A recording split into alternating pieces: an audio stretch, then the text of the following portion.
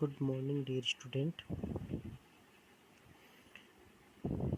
Today we are going to discussing about the new unit ecology.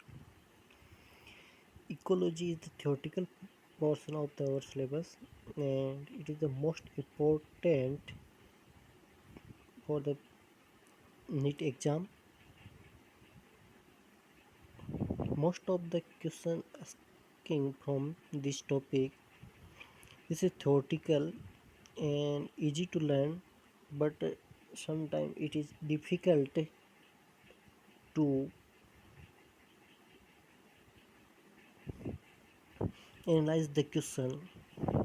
So first of all, we going to discuss about the definition of the ecology.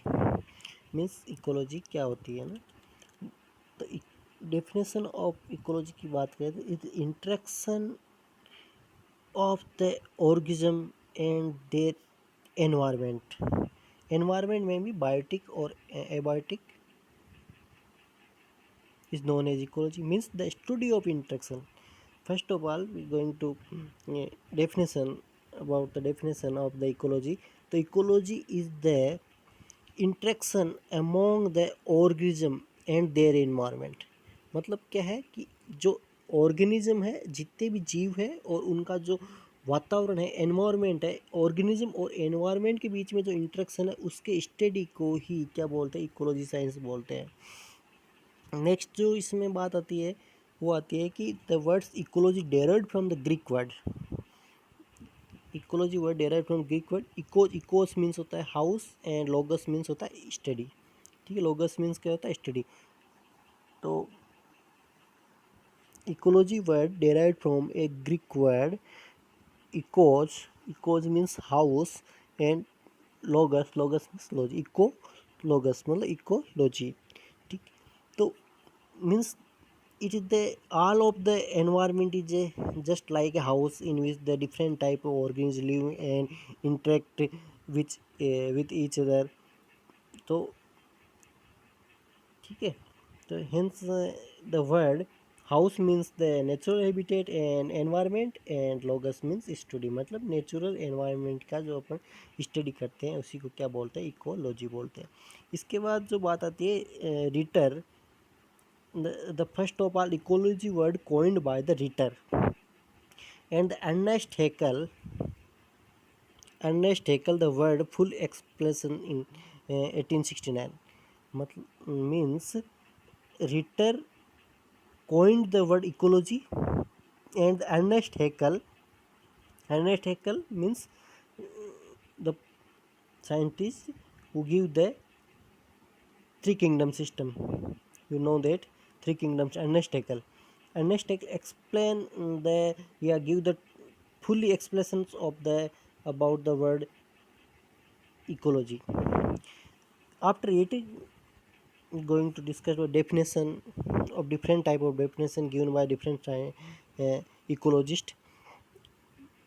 The first definition, जो पहली definition है वो Taylor ने दी थी. ठीक है, जो Taylor ने क्या डेफिनेशन दी थी, ecology the science of study of all the relation with the whole environment of living being. मतलब क्या है कि इकोलॉजी क्या है, इकोलॉजी एक साइंस है जिसके अंदर किसका अध्ययन करते हैं, ओपन लिविंग्स बीइंग्स का, उसके एनवायरनमेंट के संबंध में संबंध है लिविंग बींग्स और एनवायरनमेंट के बीच में, relation between the living beings and environment, study of the relationship between the environment and living beings, that is known as ecology. The second definition given by the Philip Handler, ecology is the science of living being and their environment. ये सारी की सारी जो definition लगभग same है, लेकिन ये अपने अपने जो शब्द है उनमें इन्होंने अपने अपने परिवर्तन करके बताया. जैसे मैं आपको भी कोई क्वेश्चन पूछूं तो आप जो सभी के क्लास मेट्स होते हैं, क्लास स्टूडेंट है, तो अलग अलग रूप से उसको रिप्रेजेंट करते हैं. उस हिसाब से वर्ड्स का मीनिंग्स एक ही है, बाकी उसको रिप्रेजेंट करने का जो अलग अलग तरीका है वो सब साइंटिस्टों ने अलग अलग तरीके से किया है. तो जो फिलिप हैंडलर था उसने क्या किया, ecology science of living being and their environment, relation between their environment. Next, third definition the study of the relationship between the living system and the environment is the ecology science, ट्रुक and विटस 1970 के अंदर बताए थे। उसके बाद because the ecology related to the study of living group and its activity land sea and water, therefore it is defined the study of structure of nature and the function is ecology. Means Odum ने बिल्कुल simple definition दी है कि study of structure of nature मतलब जो प्रकृति है, nature है, उसकी स्ट्रक्चर है, उसका फंक्शन है, यही इकोलॉजी है, that is called ecology. The study of structure means the study of structure of nature, the study of structure of nature मतलब प्रकृति, नेचर का जो किस प्रकार से स्ट्रक्चर है, उसके किस प्रकार से उसके अंदर पहाड़ भी है, जल भी है ना, ओशियंस भी है, इस प्रकार से ट्रीज भी है। तो नेचर का जो सारा स्ट्रक्चर है और उसके क्या फंक्शन है, उसी को इकोलॉजी बताया ओडम ने। इसके बाद according to Ramdev Mishra, Ramdev Mishra Indian ecologist है। और यहाँ पे एक बात और मैं आपको बताना चाहूँगा, दैट मिस्टर रामदेव या professor Ramdev Mishra is the father of Indian ecology. ठीक है, फादर ऑफ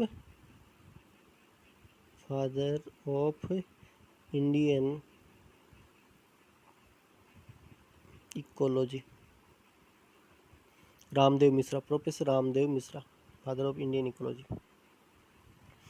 तो रामदेव मिश्रा ने क्या कहा था कि the study of forms, function and factor of living things is ecology. Ramdev Mishra ने क्या कहा कि जो फॉर्म्स है, जो लिविंग बींग्स की फॉर्म्स है, function and factor of the living being is ecology, मतलब जितने भी लिविंग बींग्स है उनका किस प्रकार का स्वरूप है, फॉर्म्स है ना, उनके फंक्शन है और उनके फैक्टर्स है, उसी को क्या इकोलॉजी बोला है। इसके बाद brief history of the ecology, brief history of ecology की बात करें तो हिस्ट्री ऑफ इकोलॉजी की बात करें तो फर्स्ट ऑफ ऑल जो आदि गुरु चरक था, जिसने आपको पता होगा चरक संहिता लिखी थी, है ना, तो उसने क्या कहा था, इसने एक बहुत इंपॉर्टेंट बात की है कि जो प्लांट्स होते हैं उनके लिए air, soil, water, time, light are very essential for the plant. Means क्या बताया इसने, जो आदि गुरु चरक था, जो इंडियन मेडिसिन के जो ज्ञाता थे, आदि गुरु थे, उन्होंने जो चरक संहिता भी लिखी थी, तो उन्होंने क्या बताया कि जो एयर, जैसे some of the elements such as air, soil, water and time is very essential for the plant survival.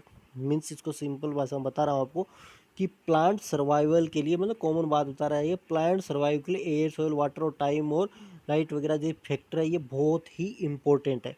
और आपको बताना चाहूँगा ये फैक्टर किससे संबंधित है, एनवायरनमेंट से संबंधित है। प्लांट क्या है, लिविंग ऑर्गेनिज्म है, तो इनके बीच में जो इंटरेक्शन हो गया तो इट मीन्स क्या हो गया, दिस इज इकोलॉजी, इकोलॉजी हो गया। इस प्रकार से ये चरक ने उस टाइम ही ये बात बता दी कि इनके सर्वाइवल के लिए ये जो क्लाइमेटिक फैक्टर, एनवायरनमेंट फैक्टर है, इनके बीच में इंटरेक्शन होती है। इसके बाद जो थियोप्रेस्टस था, जो आपको पता है फादर ऑफ बॉटनी है, उसने क्या कहा था, he first describe the inter relationship of plant and the effect of natural environment of them. सबसे पहले उन्होंने क्या बताया कि प्लांट के ऊपर जो नेचुरल जो एनवायरनमेंट है उसका प्रभाव होता है, उसके बारे में इसने बता दिया था। तो इसका मतलब क्या होगा, ये भी इकोलॉजी टर्म्स है। प्लांट है और उसका लिविंग बींग्स है, लिविंग बींग्स के ऊपर क्या है, एनवायरनमेंट फैक्टर, फैक्टर मतलब इंटर रिलेशनशिप है, इट मीन्स क्या है, this is word related to the ecology. उसके बाद हिप्पोक्रेटस, जो फादर ऑफ मॉडर्न मेडिसिन, उन्होंने क्या कहा कि the knowledge of ecology essential for the physician. ठीक है, जो डॉक्टर होते हैं, उन्होंने हिप्पोक्रेटस जो father of Indian modern medicine था, फादर ऑफ मॉडर्न मेडिसिन थे, उन्होंने क्या कहा कि एनवायरमेंटल नॉलेज या इकोलॉजी का नॉलेज होना फिजिशियन के लिए बहुत ही आवश्यक है। यदि वो किसी पेशेंट को ट्रीट कर रहा है तो उसके ज़रूरी है कि उसको इकोलॉजी का या एनवायरमेंटल फैक्टरों का नॉलेज होना आवश्यक है। इसके बाद एरिस्टोटल ने उसके ऊपर किताब भी लिखी थी, wrote a book in this thought. इसके बाद हेकल डिफाइन द इकोलॉजी, जो ऊपर बताया, but the many scientist have also involve in the different research. उसके बाद जो नेक्स्ट बात आती है आपको मैं बताना चाहूँगा, मालथस पब्लिश्ड एसे इन यहाँ ये सन गलत है ये, ठीक है, इन 1878 ऑन द डेमोग्राफिक डाटा। आपको पता होगा मालथस याद करो, मालथस याद करो आप। मालथस कहाँ आया था? मालथस आया था, आपको याद हो तो चार्ल्स डार्विन वाले टॉपिक में आया था, मालथस वर्ड आया था। इसने क्या किया था, एक पॉपुलेशन पे ऐसे लिखा था, डेमोग्राफिक डाटा तैयार किए थे और ऐसे लिखा था। ऐसे किस पे लिखा था? पॉपुलेशन पे लिखा था, जनसंख्या पे लिखा था।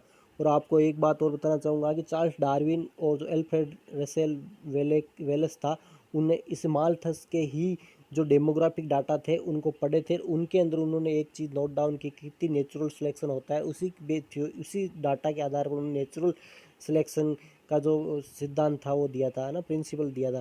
तो आपको याद हो तो जो चार्ल्स डार्विन था जिसने गैलोपेगस द्वीप की यात्रा की थी, बीगल जहाज़ पे गया था, वहाँ 6 महीने के लिए रहा था, तो वहाँ पर इसने मालथस का जो ये लेख था ये पढ़ा था, मालथस का जो ऐसे था वो पढ़ा था। और वो ऐसे किस पे था? पॉपुलेशन पे था, डेमोग्राफी डाटा था। और उसी से उसको गाइडलाइन मिली थी, किसके लिए? नेचुरल सिलेक्शन का जो प्रिंसिपल था देने के लिए। उसके बाद बात आती है Henry distribute plant of animal according to environment and idea for night, ठीक है। इसमें हेनरी था, उसने क्या कहा था कि एनवायरनमेंट के अनुसार हिलरी ने क्या कहा था कि एनवायरनमेंट के अनुसार प्लांट्स और जो एनिमल्स है उनका डिस्ट्रीब्यूशन होता है। तो ये सही है गलत है? बताओ। सही है, क्योंकि जिस प्रकार का क्लाइमेट होता है वहाँ पर उसी प्रकार के प्लांट्स पाए जाते हैं, उसी प्रकार के एनिमल्स पाए जाते हैं। जैसे जीरोफाइटिक अपन रेगिस्तान की बात करें तो डेजर्ट की बात करें, डेजर्ट के अंदर कैमल पाया जाता है, इसके स्पेशल कैरेक्टर होते हैं। और बर्फीले स्थान की बात करें तो वहाँ पर अलग टाइप के एनिमल्स और ट्री पाए जाते हैं, है ना। जहाँ पे हिल्स होती है वहाँ पे अलग टाइप के एनिमल्स पाए जाते हैं। तो इस प्रकार जिस प्रकार का मतलब एनवायरनमेंट होता है वहाँ पर उसी प्रकार के जीवों का डिस्ट्रीब्यूशन होता है। उसके बाद जो नेक्स्ट बात आती है उसमें जो वान बीइंग था, नाइट्रोजन साइकिल का आइडिया दिया, नाइट्रोजन साइकिल का, ये नाइट्रोजन साइकिल का। उसके बाद जो साइंटिस्ट थे आपके लुइस अगेस, इसने मेरीन एनवायरनमेंट, समुद्र के जो मेरीन के अंदर जो एनवायरनमेंट है उसके बारे में एक्सप्लेन किया। उसके बाद चार्ल्स डार्विन और अल्फ्रेड वेलेस, वही जो ऊपर मैंने ऊपर बात बताई, उन्हें वेरियस एनिमल पर नेचुरल सिलेक्शन का वगैरह का डिस्कस किया, नेचुरल स्टडी की। तो ये मोस्ट ऑफ द इसकी ब्रीफ हिस्ट्री है। उसके बाद एक इम्पोर्टेंट बात आती है कि 5 जून से लेकर 16 जून 1972 तक स्वीडन की राजधानी स्टॉकहोम के अंदर एक क्या हुआ था, एक बहुत ही बड़े कॉन्फ्रेंस हुई थी। उसका कॉन्फ्रेंस का जो टाइटल था वो क्या था? वर्ल्ड एनवायरनमेंट कंजर्वेशन था, ठीक है। उसमें ये एक डिसीजन लिया गया कि जो वर्ल्ड एनवायरनमेंट डे है वो कितने जून को मनाया जाएगा? 5 जून को मनाया जाएगा। तो 5 जून से 16 जून तक है 1972, 5th June to 16 June 1972, a worldwide conference called World Environmental Conservation was organized in Stockholm, the capital of the Sweden, ठीक है। इन विच द उसके अंदर क्या हुआ, 110 एक्सपर्ट 27 कंट्रियों के, है ना, 27 कंट्रियों के 110 एक्सपर्ट ने शामिल हुए। और उन्होंने क्या डिसीजन लिया था वहाँ पर कि 5 जून को या 5 जून को वर्ल्ड एनवायरनमेंट डे मनाया जाएगा। इसके बाद आता है कॉन्सेप्ट ऑफ ऑर्गेनाइजेशन। तो कॉन्सेप्ट ऑफ ऑर्गेनाइजेशन की बात करें तो कॉन्सेप्ट ऑर्गेनाइजेशन को मैं जी आपको समझाना चाहूँगी कि जो ऑल ऑर्गेनिज्म होते हैं, जो नेचर के अंदर जो जितने भी ऑर्गेनिज्म पाए जाए, लिविंग बींग्स पाए जाते हैं, ऑर्गेनिज्म पाए जाते हैं, उनका जो बॉडी होती है किससे बनी होती है? सेल से बनी होती है। किससे बनी रहती है? सेल से। और सेल के अंदर क्या पाया जाता है? प्रोटोप्लाज्म पाया जाता है। सेल के अंदर क्या पाया जाता है? प्रोटोप्लाज्म पाया जाता है, प्लस क्या पाया जाता है? जीन पाए जाते हैं। सेल के अंदर क्या होते हैं? प्रोटोप्लाज्म और जीन होते हैं, ठीक है। उसके बाद सेल होती है, सेल मिलके क्या बनाते हैं? टिश्यू बनाते हैं, ठीक है। टिश्यू मिलके क्या बनाते हैं? टिश्यू सिस्टम बनाते हैं। आपको पता ही है सारी चीज़, है ना। टिश्यू सिस्टम बनाते हैं। सेल, टिश्यू और टिश्यू, बहुत सारे टिश्यू मिलके क्या बनाते हैं? ऑर्गन बनाते हैं। ऑर्गन से क्या बनता है? ऑर्गन सिस्टम बनता है। और ऑर्गन सिस्टम से क्या बनता है? ऑर्गेनिज्म बनता है। ठीक है, तो ये देखो इस प्रकार से अपन ने यहाँ पे किया है कि क्या होता है, सेल होती है, जो लिविंग बींग्स होती हैं उनकी जो यूनिट्स होती है सेल होती है। सेल किससे बनी होती है? प्रोटोप्लाज्म और किससे बनी होती है? जीन से बनी होती है। और बहुत सारी सेल्स मिलके when the group of the cell combine together to form the tissue, है ना, which work together and work similar, structurally similar, this is called the tissue. And when the different type tissue combine together to form the organ, and different type of organ combine together to form a organ system, and organ system combine to form a organism। ठीक है, तो ये बात होगी इसमें concept of organisation की बात करें तो। और यहाँ पे एक बहुत इंपॉर्टेंट बात है, organism is the basic unit of ecology study. याद रखना आपको कि कई बार इसमें क्वेश्चन बन जाता है कि इसकी आधारभूत बेसिक यूनिट क्या है? इकोलॉजी की बेसिक यूनिट क्या है? ऑर्गेनिज्म, जीव। जीव जो होता है इसकी बेसिक यूनिट है ना, जीव जो क्या है इसकी बेसिक यूनिट है। लिविंग जो ऑर्गेनिज्म है is the basic unit of the ecology. इसके बाद आती है पॉपुलेशन की डेफिनेशंस आती है। पॉपुलेशंस क्या होते हैं? What is the population? The group of organism of particular species are called population. Means किसी भी एक लिविंग बींग्स का मतलब एक ऑर्गेनिज्म, मतलब एक ऑर्गेनिज्म की पर्टिकुलर स्पीसीज की जो संख्या है ना, ग्रुप है, the numbers of a particular species it also called the population. Means क्या हो गया कि जैसे मनुष्य है, ह्यूमंस है, तो ह्यूमंस की संख्या होगी तो ह्यूमन पॉपुलेशन हो गया। ठीक है, सिप, भेड़ है तो सिप की जो संख्या है, नंबर्स ऑफ द सिप है, वो उनकी पॉपुलेशन होगी। तो मतलब क्या हुआ यहाँ पे? तो group of organism of particular species, मतलब एक को पर्टिकुलर स्पीसीज का ग्रुप है, उसके अंदर कितने भी मेंबर्स होते हैं उसको क्या पॉपुलेशन बोलते हैं। और जब क्या होता है, सेम, यहाँ पे सेम वर्ड काटना है अपन को, देखो सेम नहीं आएगा इस definition. When the organism of different races exist at one time in a certain area और place, then is called the community.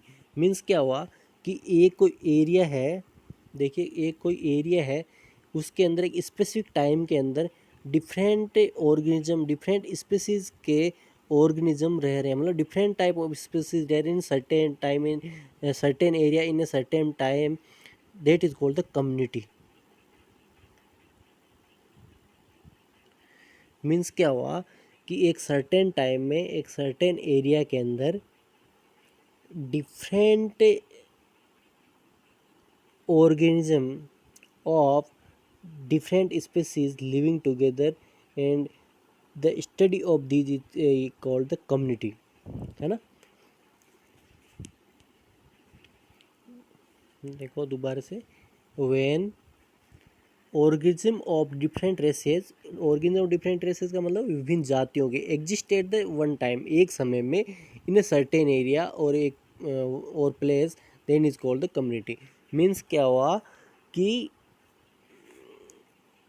When the organism of different races, मतलब विभिन्न जातियों के जीव एक समय के अंदर एक विशेष क्षेत्र के अंदर यदि रह रहे हैं तो उसको क्या बोलते हैं? कम्युनिटी। देखो वापस बताऊंगा आपको मैं कि ये जैसे एरिया है, इस एरिया के अंदर काऊ भी रह रही है, बफेलो भी रह रही है, डॉग भी रह रहा है, बिल्ली भी रह रही है, ह्यूमंस भी रह रहे हैं, बर्ड्स भी रह रहे हैं।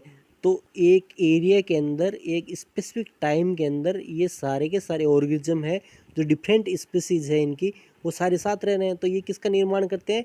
कम्युनिटी का निर्माण करते हैं। ये सारे के सारे मिलकर क्या? कम्युनिटी का निर्माण करते हैं।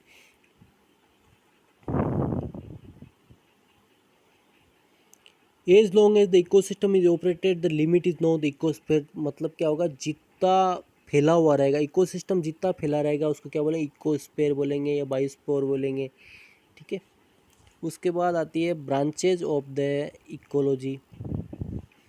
ब्रांचेज ऑफ इकोलॉजी की बात करें तो there are two major branch of the ecology. पहले आता है इटिकोलॉजी और दूसरी आती है सिंकोलॉजी। सिंपल भाषा में बता देता हूँ पहले, फिर इसकी बात करेंगे बुक में क्या दिया हुआ है।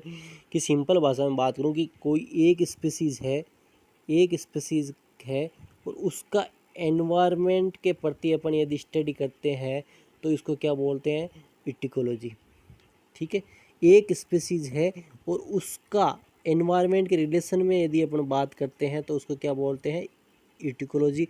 और जब डिफरेंट टाइप ऑफ स्पीसीज है, मोर देन वन स्पीसीज है, वन स्पीसीज है,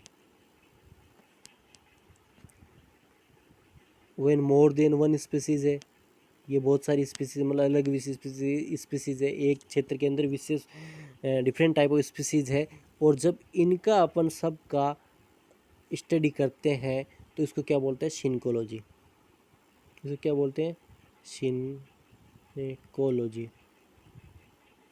ठीक है, अब देखो ऑर्टिकोलॉजी, इटिकोलॉजी इज कॉल्ड स्पीसीज इकोलॉजी ना, इसको स्पीसीज इकोलॉजी बोलते हैं, इसको कम्युनिटी इकोलॉजी। क्यों, क्योंकि इसके अंदर एक स्पीसीज है और इसके अंदर डिफरेंट टाइप ऑफ स्पीसीज है। कम्युनिटी के अंदर क्या होता है, ऊपर पढ़ गए, कम्युनिटी के अंदर क्या होता है, डिफरेंट टाइप ऑफ स्पीसीज होती है। उसके अंदर अपन ने पढ़ा कम्युनिटी के सर्टेन टाइम में सर्टेन एरिया के अंदर डिफरेंट टाइप ऑफ स्पीसीज होती है, डिफरेंट टाइप ऑफ स्पीसीज होती है। इसका मतलब क्या मिलाते हैं, वो सारे के सारे बन के कम्युनिटी बनाते हैं। तो सिनकोलॉजी को क्या बोलते हैं, कम्युनिटी इकोलॉजी बोलते हैं, इसको क्या बोलते हैं, स्पीसीज इकोलॉजी बोलते हैं।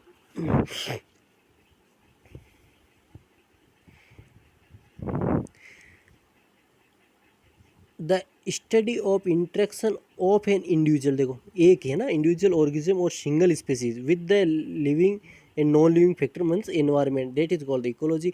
This is called the ecology और this is also called species ecology. ठीक है, दूसरा आता है synecology. Synecology study interaction of between the species in communities. Communities का मतलब हो गया different type of species of special temporal scale, that is called the community ecology. ये सिनकोलॉजी बोलते हैं, उसको कम्युनिटी इकोलॉजी बोलते हैं।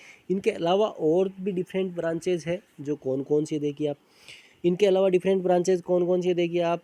एनिमल इकोलॉजी है। एनिमल इकोलॉजी तो मतलब नाम से पता चल रहा है, मतलब क्या होता है, यदि अपन एनिमल का उसके एनवायरनमेंट के रिलेशन में यदि स्टडी करते हैं, सिंपल सी बात करते हैं, एनिमल का उसके एनवायरनमेंट के रिलेशन में स्टडी करते हैं तो उसको कल एनिमल इकोलॉजी बोलेंगे। देखिए, animal ecology study of ecology causes and evolutionary concept of variation among the within the species term और मॉर्फोलॉजी बिहेवियर और लाइफ हिस्ट्री। तो ये बोलता है उसकी जो जितना भी उसके अंदर कोई वेरिएशन हुआ है, उसके अंदर कोई मॉर्फोलॉजी कैरेक्टर चेंजेस हुए हैं, बिहेवियर चेंज हुए, लाइफ हिस्ट्री में चेंजेस हुए हैं, उसके या लाइफ हिस्ट्री उसका जो एनवायरनमेंट के संबंधित जो उसकी लाइफ हिस्ट्री है उसको ही क्या एनिमल इकोलॉजी बोलते हैं। सिंपल टर्म से बताऊं तो आपको सिंपल टर्म तो इतना ही याद रखना है कि यदि एनिमल का उसके एनवायरनमेंट के संबंध में यदि अपन स्टडी करते हैं तो इसको क्या बोलते हैं, एनिमल इकोलॉजी। उसके बाद बात आती है आपके प्लांट इकोलॉजी। वैसे का वैसे यदि प्लांट का उसके एनवायरनमेंट के रिलेशन में एनवायरनमेंट के रिलेशन में स्टडी करते हैं तो उसको क्या बोलेंगे अपन, उसको प्लांट इकोलॉजी बोलेंगे।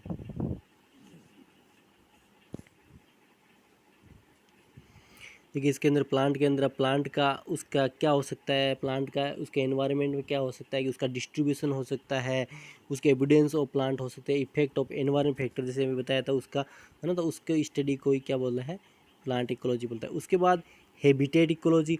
हैबिटेट इकोलॉजी का मतलब क्या होता है कि जो सराउंडिंग एरिया है उसी को क्या बोलते हैं, हैबिटेट बोलते हैं, जिसके अंदर लिविंग ऑर्गेनिज्म क्या करते हैं, इनहेबिटेट रहते हैं, मतलब लिविंग ऑर्गेनिज्म होते हैं, इनहेबिटेट होते हैं, उसी को क्या बोलते हैं, हैबिटेट बोलते हैं।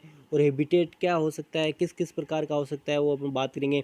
तो हैबिटेट है surrounding area that is inhibited by particular species, मतलब क्या होता है जो अपने चारों तरफ का जो एरिया उसको क्या बोलेंगे अपन, हैबिटेट बोलेंगे। और उसके अंदर इनहिबिटेड कौन है, अपन लिविंग ऑर्गेनिज्म है, पर्टिकुलर स्पीसीज है, एनिमल्स है, प्लांट्स है, ऑर्गेनिज्म है।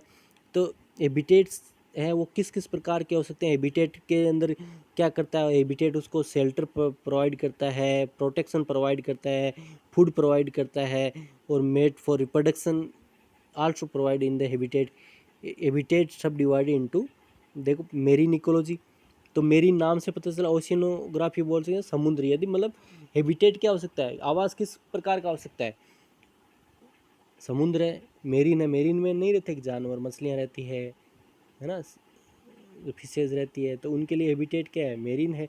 तो वहाँ का क्या एनवायरनमेंट है, इस प्रकार से हम बात करेंगे। तो मेरीन और oceanology study of marine life habitat, उनकी पॉपुलेशन कैसी है, इंटरेक्शन कैसी है सराउंडिंग एनवायरनमेंट में उनके ऑर्गेनिज्म की। तो सराउंडिंग एनवायरनमेंट क्या है, वाटर है, मेरीन है, और उसके अंदर ऑर्गेनिज्म कौन से हैं, जो एक्वाटिक एनिमल्स है वो रह रहे हैं, उनका जो इंटरेक्शन है उसके मेरीन इकोलॉजी के अंदर बात करेंगे। फ्रेश वाटर इकोलॉजी और लिम्नोलॉजी। फ्रेश वाटर इकोलॉजी मतलब फ्रेश वाटर के अंदर जो रिलेशनशिप है ऑर्गेनिज्म की, उसको फ्रेश वाटर इकोलॉजी बोल देंगे। उसके बाद आता है आपके टेरिस्ट्रियल इकोलॉजी।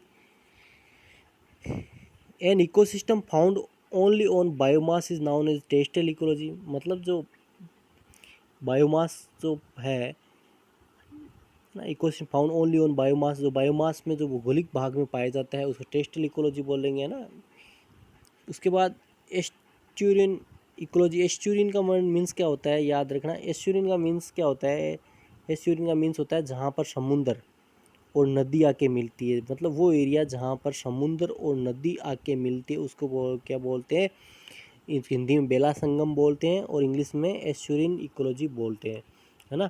तो उसके अंदर किस प्रकार का एनवायरनमेंट, वहाँ कौन से जीव रहते हैं, किस प्रकार की वहाँ पे रिलेशनशिप है, उसको एस्चुरियन बायो या बायो जियोग्राफी के अंदर करते हैं। The geography describe similar pattern variance within the across species their correlation of bio particular latitude, है ना। Sorry, when the marine and ocean water diluted. देखिए ये अपन एस्चुरियन की बात कर रहे थे, तो एस्चुरियन की बात करें, देखो एस्चुरियन के व्हेन द मेरीन और ओशियन वाटर आर डाइल्यूटेड, जो महासागर का और इसके अंदर नदियाँ के मिलती है उस एरिया को एस्चुरियन बोलते हैं। और वहाँ पर किस प्रकार का रिलेशनशिप होती है ऑर्गेनिज्म की, उसका जो स्टडी करते हैं उसको अपन एस्चुरियन इकोलॉजी कहते हैं। उसके बाद आती है इको जियोग्राफी। इको जियोग्राफी या बायो जियोग्राफी की बात करें तो इसके अंदर क्या है, वही है जियोग्राफी की बात करें तो देखो उसका वितरण है distribution. Eco geography describe similar pattern of variation within the across the species and their correlation of biography particular latitude. मतलब क्या, लैटिट्यूड का मतलब क्या होगा, एरिया जो है उसके अंदर उसकी किस प्रकार कोरिलेशन है स्पीसीज का, है ना, उनका किस प्रकार से डिस्ट्रीब्यूशन है। तो वो चीज़ें अपन किस में पढ़ेंगे, इको जियोग्राफी के अंदर पढ़ेंगे ना, इको जियोग्राफी।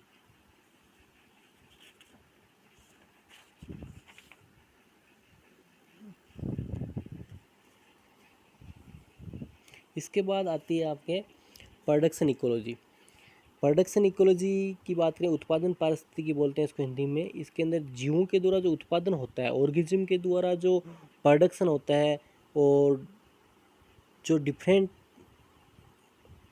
जो कम्युनिटीज़ है उनके जो प्रोडक्शन है उनकी जो स्टडी करते हैं, तो ये किसके अंदर आता है, production ecology. Production ecology refer to productivity और production refer to the rate of generation of biomass in ecosystem.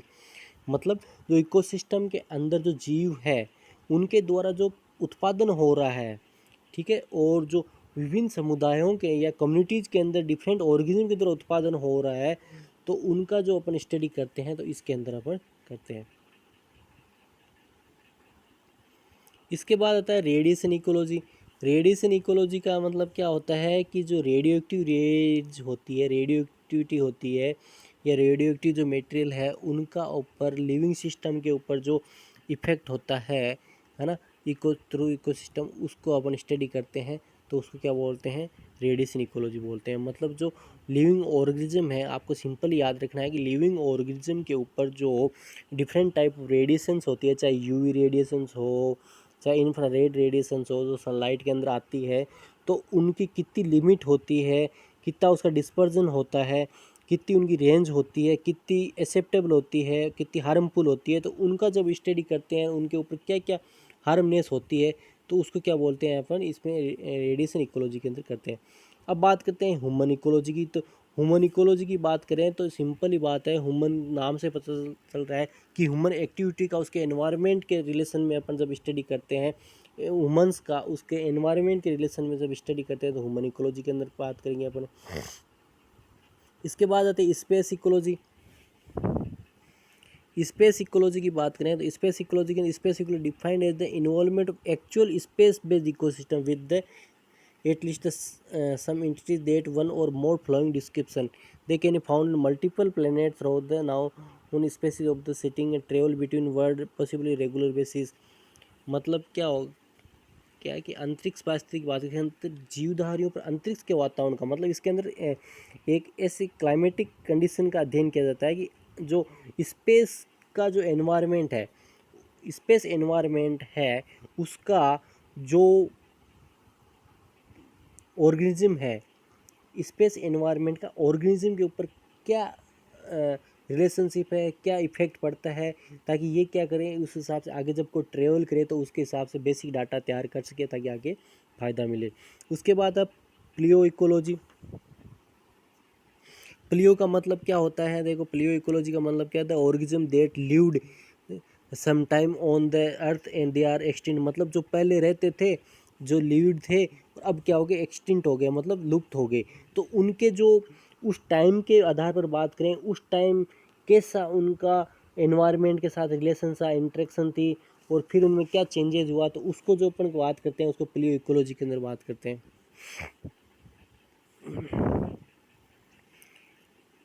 फिर नेक्स्ट बात है केमिकल इकोलॉजी। तो केमिकल इकोलॉजी के अंदर केमिकल का इंटरेक्शन करेंगे। The study of interaction among the organism between the organism and their environment involve specific nucleus और group of molecule termed semi chemical function singles of entity modulate and terminate variety of biological process. Means क्या होगा, chemical ecology की बात करें तो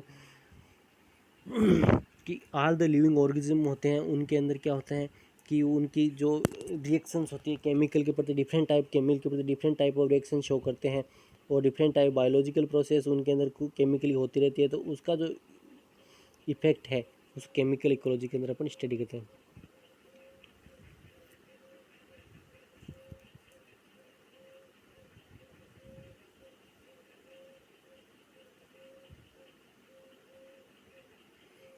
पीडो ecology next आती है। पीडो का मतलब क्या होता है, मिट्टी मृदा, तो उसकी अपन सॉइल की है उसकी अपन जो नेचुरल एनवायरनमेंट है उसको पीडो इकोलॉजी बोलते हैं।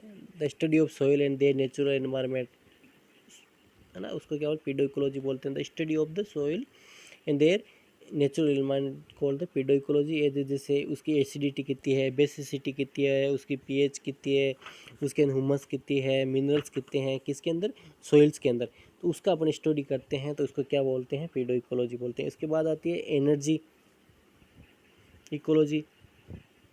The study of energy input और energy flow inter into the ecosystem in now. जो एनर्जी इकोसिस्टम मतलब एनर्जी कितनी निकल रही है, कितनी फ्लो हो रही है इकोसिस्टम के अंदर, उसका। बाद में नेक्स्ट आती है पॉपुलेशन इकोलॉजी। पॉपुलेशन इकोलॉजी की बात करते हैं, पॉपुलेशन इकोलॉजी की बात करते हैं study effect of population of individual organism और their structure of the ecosystem it called the population ecology. Means क्या हो गया, जो पॉपुलेशन है, pollution ecology. Pollution ecology means क्या हो गया, जो पोल्यूशंस है उसका इंडिविजुअल ऑर्गेनिज्म के ऊपर क्या इफेक्ट है ना, उसकी स्ट्रक्चर पे क्या इफेक्ट होता है, on the structure of the ecosystem के अंदर क्या फ़र्क हो रहा है उसका, तो इसको क्या बोलते हैं, it is whole is called the pollution ecology. अब बात आती है सिग्निफिकेंस ऑफ द इकोलॉजी। तो सिग्निफिकेंस ऑफ इकोलॉजी की बात करते हैं कि इसके अंदर various type of different type of organism living ये in a ecosystem and they interact with the different part of the ecosystem. It is necessary to know the significance of the ecology. तो उसी base के आधार पर क्या किया गया कि the throw ecology knowledge through the study all the animal and flora and ecosystem on the world, जैसे जितने भी है उनका स्टडी करना बहुत ज़रूरी था। इसके लिए इंटरनेशनल बायोलॉजिकल प्रोग्राम बनाया गया, एक चालू किया गया international biological programme I B P international biological programme start किया गया कि सिग्निफिकेंस ऑफ इकोलॉजी को डिटरमाइन करने के लिए। इससे क्या फ़ायदा हुआ, इससे ये फ़ायदा हुआ कि जो डिफरेंट टाइप ऑफ एरिया है उसमें जो डिफरेंट एरियाज थे, डिफरेंट कंट्रीज है, उनके जो इकोलॉजिस्ट थे, तो डिफरेंट इकोलॉजिस्ट है, तो वहाँ पर जो वहाँ का जो फ्लोरा है, फौना है, वहाँ का जो क्लाइमेट है, वहाँ की जो एनवायरनमेंट है, उस एनवायरनमेंट में जो लिविंग ऑर्गेनिज्म रहे उनकी इंटरेक्शन कैसी है उस एनवायरनमेंट में, उनका उनका प्रोडक्शन कैसे बढ़ाया जाए, उनका प्रिजर्वेशन कैसे किया जाए, उनके नेचुरल रिसोर्सेज को कैसे कंजर्व किया जाए, उसके स्टडी करने के लिए और उनको कंजर्व करने के लिए इंटरनेशनल बायोलॉजिकल प्रोग्राम बनाया गया, जिससे क्या हो सिग्निफिकेंस ऑफ इकोलॉजी है वो भी उसमें आइडेंटिफाई हो सके। अब आता है स्कोप ऑफ इकोलॉजी की बात करें अपन, तो स्कोप ऑफ इकोलॉजी में डिफरेंट एरियाज है, उनके अंदर स्कोप ऑफ इकोलॉजी आते हैं। सबसे पहला आता है फिजियोकेमिकल स्कोप है। Under the ecology the physical biological factors such as thermal, light, humidity, pH, water and chemical element present in water are very important because these factors have great impact on organism। तो physiochemical scope की बात करें तो इसके अंदर जो physiochemical ecology का ही area, इसके अंदर अपन स्टडी करते हैं। तो इसके अंदर क्या करते हैं कि जो डिफरेंट फिजियोकेमिकल प्रॉपर्टीज़ है, फिजियोकेमिकल्स फैक्टर जैसे थर्मल है, लाइट है, ह्यूमिडिटी है, सैलिनिटी है, पीएच है, वाटर है, तो ये सारे के सारे क्या होते हैं ऑर्गेनिज्म के लिए बहुत इंपॉर्टेंट होते हैं और उनके सर्वाइवल के लिए बहुत ही आवश्यक है और they depend on this type of physiochemical factor. तो उन पे डिपेंड रहते हैं, इसलिए इसमें अपन उनका स्टडी करते हैं। अब आते हैं quantitative scope. Under quantitative scope quantitative and quality study of organism density और population done by various communities. इसके अंदर क्या किया जाता है कि जो ऑर्गेनिज्म है तो उनकी क्वांटिटेटिव क्वालिटेटिव डेंसिटी का पता किया जाता है और डेंसिटी का पता करके उनको पता किया जाता है भाई ये किसी ऑर्गेनिज्म की डेंसिटी ज़्यादा है तो क्यों है, और डेंसिटी कम हुई है तो क्यों है, डेंसिटी ज़्यादा है तो इकोसिस्टम में क्या इफेक्ट हो रहा है, तो इसमें ये डिफाइन किया जाता है।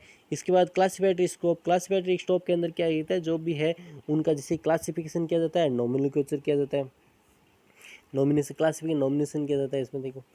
उसके बाद आता है बायोलॉजिकल स्कोप। बायोलॉजिकल स्कोप की बात करें तो बायोलॉजिकल स्कोप के अंदर क्या हो सकता है, the effect generated by the interaction of an organism in different communities are biological importance which are particular community. Means क्या होता है कि जो इकोसिस्टम के अंदर या इको अपन कम्युनिटीज़ की बात करें तो कम्युनिटी के अंदर डिफरेंट टाइप ऑफ ऑर्गेनिज्म रहते हैं, है ना। इसके अंदर गाय भी रहती है, भैंस भी रहती है, कुत्ता भी रहता है ना। तो ये सारे डिफरेंट टाइप और ये इनके क्या बीच में आप बायोलॉजिकल इंटरेक्शन होती है और इससे क्या होता है ये जो है बायोलॉजिकल ये इकोलॉजिकली बहुत इंपॉर्टेंट्स है। आपस में इनके जो इंटरेक्शंस है जितने भी ऑर्गेनिज्म है कम्युनिटी के, इनके बीच में इंटरेक्शन बायोलॉजिकल इंटरेक्शन होती है और बायोलॉजिकल इनकी इंपॉर्टेंस होती है ये पर्टिकुलर कम्युनिटी की। तो इनके जो फैक्टर्स हैं उनकी स्टडी की जाती है इस बायोलॉजिकल स्कोप के अंदर, जो है वो इसी इकोलॉजी के अंदर स्टडी की जाती है। नेक्स्ट इसका जो फैक्टर आता है वो आता है genetics and evolutionary scope. Genetic and evolutionary scope की बात करें, जेनेटिक्स क्या होती है कि जो जेनेटिक कैरेक्टर्स है वो पेरेंट्स से ऑफस्प्रिंग के अंदर ट्रांसफ़र होते हैं, उसको जेनेटिक्स बोलते हैं। और जेनेटिक्स से क्या होते हैं, जब कोई ऑफस्प्रिंग होता है तो जब वो एनवायरनमेंट में सर्वाइवल करता है, लॉन्ग टाइम सर्वाइवल करता है, face different type of climatic factor में एक्सपोज होता है, तो उसके अंदर क्या डिफरेंट टाइप ऑफ चेंजेस होते हैं और वो चेंजेस कई बार क्या होते हैं परमानेंट हो जाते हैं। तो वो चेंजेस परमानेंट हो जाते हैं तो उसको क्या बोलते हैं, इवोल्यूटरी चेंजेस बोलते हैं, इसको इवोल्यूशन बोल देते हैं, है ना। तो इस प्रकार जेनेटिक क्या होती है, जो कैरेक्टर है वो ट्रांसफर हुए माता पिता से बच्चे में ट्रांसफ़र हो गए और बच्चे के अंदर क्या होगा जब लंबे टाइम तक वो इसमें समय व्यतीत करेगा इसके अंदर एनवायरनमेंट के अंदर, तो उसे एनवायरिंग फैक्टर्स की वजह से उसके अंदर कुछ चेंजेस हो जाते हैं और वो चेंजेस क्या होते हैं कई बार उसमें परमानेंट हो जाते हैं, मतलब उसमें सिलेक्टेड हो जाते हैं। तो उसमें उसको क्या बोल देंगे, इवोल्यूशन बोलते हैं। इस प्रकार नेचर जेनेटिक और इवोल्यूटरी स्कोप इसमें जो है वो भी इसी इकोलॉजी के अंदर ही डेवलप किया जाता है। तो डियर स्टूडेंट, ये अपने जो चैप्टर था ये थ्योरेटिकल था, जनरल इंट्रोडक्शन था किसका, इकोलॉजी का। तो इसमें मोस्ट ऑफ द डेफिनेशंस आती है। तो इसके अंदर अपन ने क्या पढ़ा, सबसे पहले डेफिनेशन पढ़ी थी इकोलॉजी क्या है। तो इकोलॉजी क्या है कि जो लिविंग ऑर्गेनिज्म है और उसका एनवायरनमेंट के बीच में इंटरेक्शन है उसी को क्या बोलते हैं, इकोलॉजी बोलते हैं। उसके बाद अपन ने हिस्ट्री की बात करी थी, हिस्ट्री के अंदर डिफरेंट टाइप ऑफ साइंटिस्ट के द्वारा क्या रोल था वो बात किया अपन ने। इसके बाद जो बात आई इसकी जो डिफरेंट डेफिनेशंस थी वो बात करी।